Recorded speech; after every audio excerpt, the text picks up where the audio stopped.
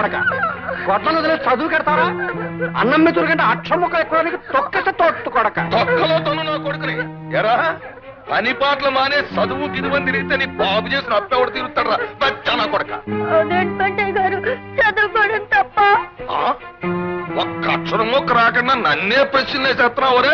ఇంకో 4 రోజులు పోతే ఇట్లా సంగతి చూసేస్తావు.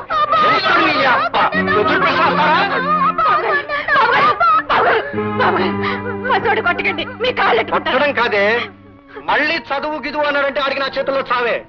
బాబు గారు, నా బిడ్డని గొడ్డని బాధినట్టు బాధేశారు బాబు గారు.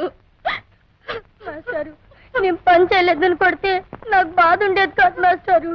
నేను చదువుకుంటున్నాను కొట్టారు మాస్టారు. ఏ నేను పని చేయడం తప్ప చదువుకోకూడదా మాస్టారు?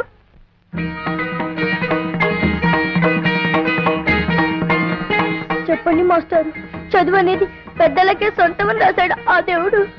లేదురా, గుళ్ళో దేవుడు బళ్ళో చదువు ఏ ఒక్కరి సొంతము కాదు, అందరిది. నీ ప్రశ్నలు వింటుంటే, నీ మాటలు వింటుంటే ఎవరి మాట ఎలా ఉన్నా నీకు మాత్రం ఆ చదువు కావాలని, నీకు ఆ వెలుగబ్బితే నువ్వే 10 మందికి దారి చూపించే వెలుగవుతావు అనిపిస్తుంది. నువ్వు చదువుకోవాలి రాము. బాబు గారు, చదువు మాట ఎత్తితే అన్నిసారి నిజంగానే సంపెత్తారు బాబు గారు. అందుకే సీతాలు, రాముని నాతో పట్నం తీసుకెళ్తాను. అక్కడ నాకు తెలిసిన స్కూల్లో చేర్పించి అన్ని ఏర్పాట్లు చేస్తాను.